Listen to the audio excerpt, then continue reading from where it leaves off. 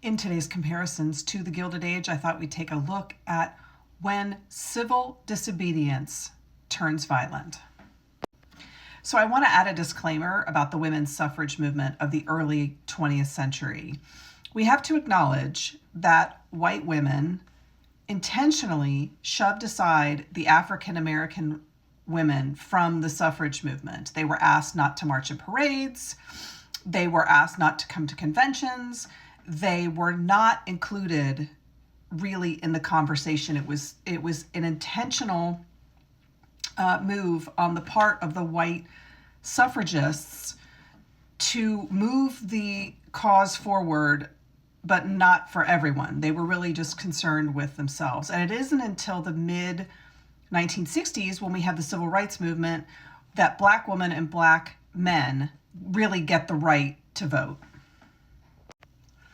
The women's suffrage movement really starts to gain steam as we get into 1910, 1915, 1917. And there are a few things that happen specifically in 1917 that are worth looking at.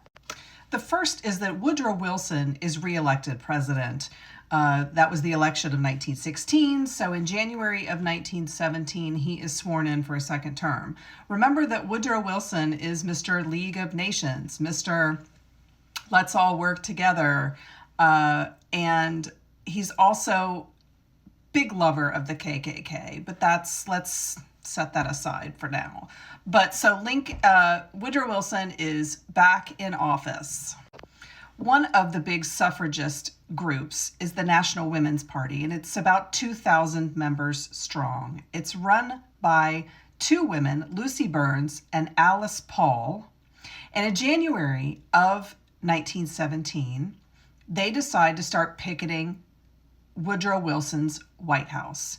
And they devise a schedule where basically the White House will be picketed every single day without fail by a rotating schedule of women. And they called them the Silent Sentinels because the women just carried signs and banners and didn't speak, and they just protested every day. So Wilson thinks the protesters, he tolerates it. He thinks it's funny, ha ha ha. He even invites them in for tea one day. The protesters decline. And again, they're out there, the Silent Sentinels are out there just every day, silently protesting. And then something happens in April to move everything forward, which is that the U.S. enters World War I. So now patriotic fever